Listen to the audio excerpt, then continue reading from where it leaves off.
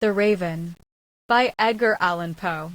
Once upon a midnight dreary, while I pondered, weak and weary, over many a quaint and curious volume of forgotten lore, while I nodded, nearly napping, suddenly there came a tapping, as of someone gently rapping at my chamber door. "'Tis some visitor," I muttered, tapping at my chamber door. Only this and nothing more. Ah, distinctly I remember it was in the bleak December, and each separate dying ember wrought its ghost upon the floor. Eagerly I wished the morrow. Vainly I had sought to borrow from my book surcease of sorrow, sorrow for the lost Lenore, for the rare and radiant maiden whom the angels name Lenore, nameless here for evermore. And the silken, sad, uncertain rustling of each purple curtain thrilled me, filled me with fantastic terrors never felt before, so that now, to still the beating of my heart, I stood repeating, "'Tis some visitor entreating entrance at my chamber door. Some late visitor entreating entrance at my chamber door. This it is, and nothing more." Presently my soul grew stronger, hesitating then no longer. "Sir," said I, or madam, "truly your forgiveness I implore. But the fact is I was napping, and so gently you came rapping, and so faintly you came tapping at my chamber door, that I scarce was sure I heard you. Here I opened wide the door. Darkness there, and nothing more. Deep into that darkness peering, long I stood there wondering, fearing, doubting, dreaming dreams no mortals ever dared to dream before. But the silence was unbroken, and the stillness gave no token, and the only word there spoken was the whispered word, Lenore. This I whispered, and an echo murmured back the word, Lenore. Merely this, and nothing more. Back into the chamber turning, all my soul within me burning.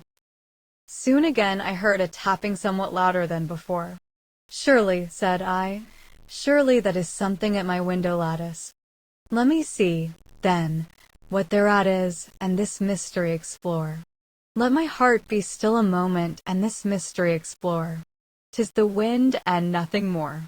Open here I flung the shutter, when, with many a flirt and flutter, in there stepped a stately raven of the saintly days of yore. Not the least obeisance made he, not a minute stopped or stayed he, but, with mien of lord or lady, perched above my chamber door. Perched upon a bust of Pallas, just above my chamber door. Perched, and sat, and nothing more. Then this ebony bird, beguiling my sad fancy into smiling, by the grave and stern decorum of the countenance it wore, "Though thy crest be shorn and shaven, thou," I said, "art sure no craven, ghastly grim and ancient raven wandering from the nightly shore.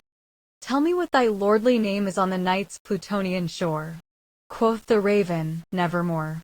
Much I marveled this ungainly fowl to hear discourse so plainly, though its answer little meaning, little relevancy bore.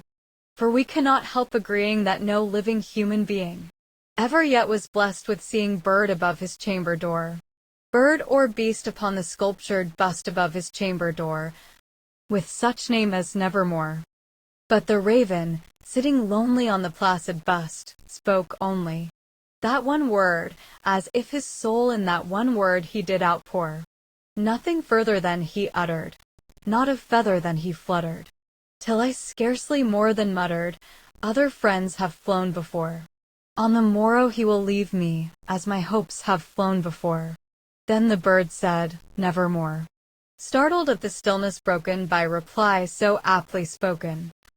"Doubtless," said I, "what it utters is its only stock and store, caught from some unhappy master whom unmerciful disaster followed fast and followed faster till his songs one burden bore, till the dirges of his hope that melancholy burden bore, of never, nevermore.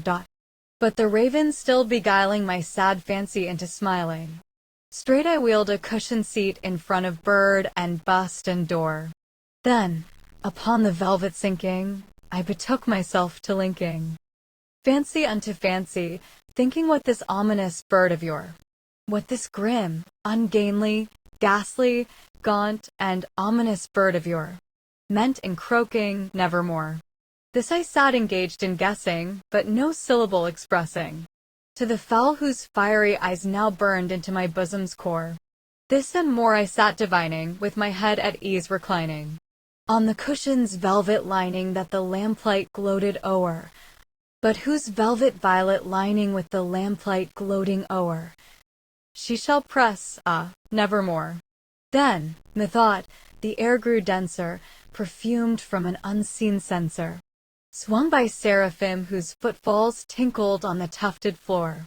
Wretch, I cried, thy God hath lent thee, by these angels he hath sent thee, respite, and nepenthe, from thy memories of Lenore.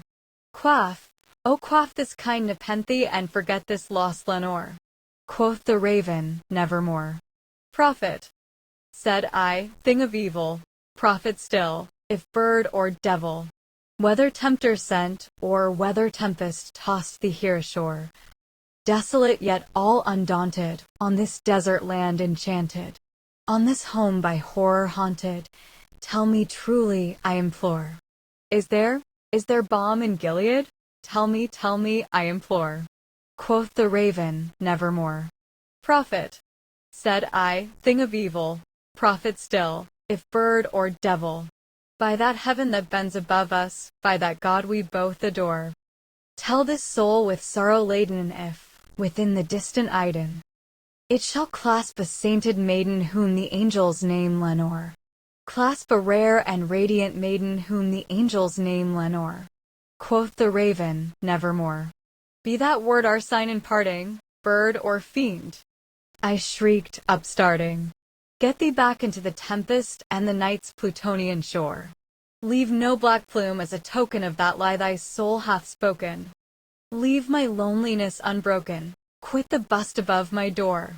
Take thy beak from out my heart, and take thy form from off my door. Quoth the raven, nevermore. And the raven, never flitting, still is sitting, on the pallid bust of Pallas just above my chamber door. And his eyes have all the seeming of a demon's that is dreaming, and the lamplight o'er him streaming throws his shadow on the floor. And my soul from out that shadow that lies floating on the floor shall be lifted nevermore.